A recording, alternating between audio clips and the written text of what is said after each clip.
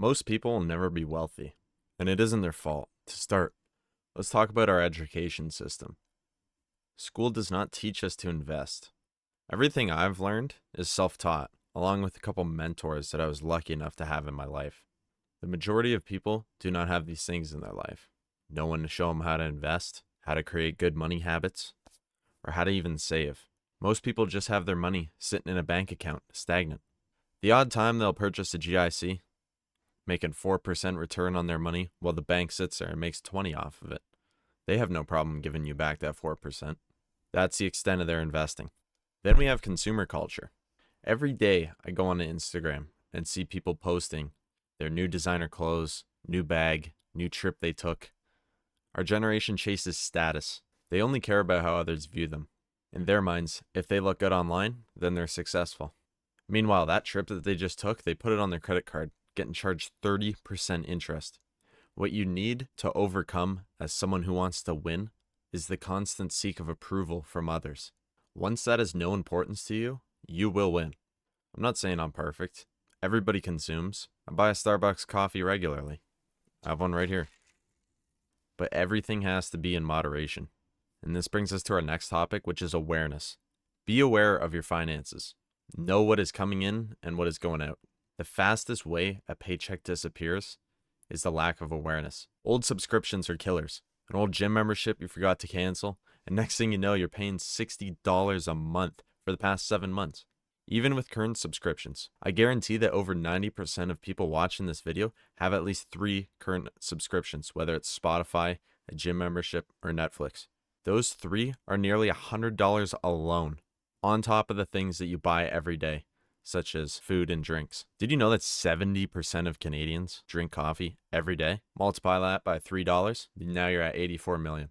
And over 50% of Canadians eat out more than once a week. Once you track your spending habits and are aware of where your money is going, you'll see how broke you really are.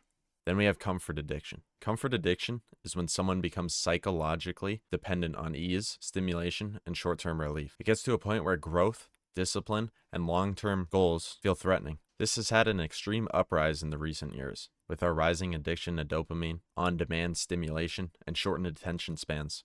It's getting serious. I recently made a video on my Instagram about this.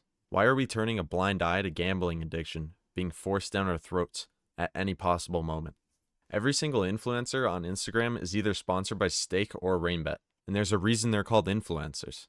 Their job is to influence you as the viewer, and naturally, if you're constantly exposed to this, you will give in. Sooner or later, you will sign up for it. Whether it's just $20, you'll still give it a shot. The real addiction is the dopamine that gambling gives you. Will I hit big? Just a couple more spins? Maybe one more Plinko ball. You never know.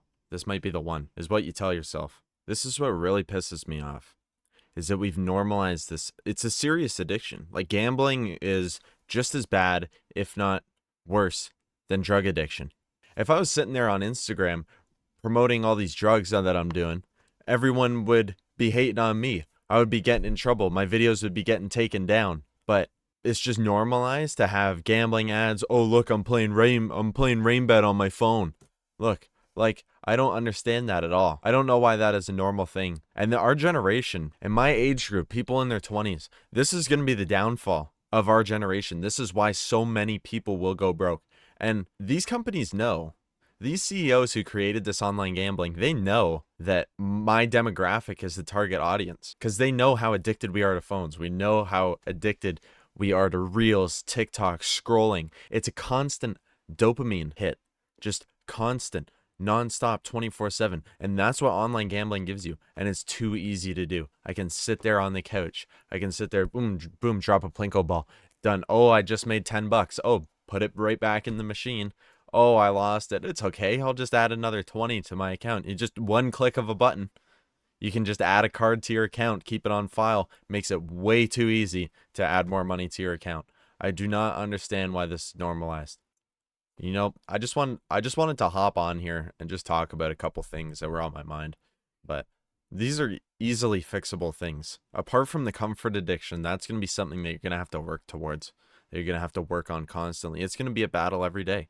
It's just like any other addiction. You treat it the same way. But with investments, you have people who can help you. If you don't know about investing, my service is free. My service is free. We book a Zoom call, it's free. I can get all your schedules down, it's free. You, as a client, never pay me. That is something that's easily fixable. And that's why I'm on here making these videos on my Instagram, putting these videos on YouTube. I want people to know, whether you're 50 years old, whether you're 18, whether you're 70, it doesn't matter. Financial literacy is not an option anymore. And I've talked about this constantly on my Instagram. It isn't an option. You need to know, or else you will be left behind. If you do not know how money works, you will be left behind.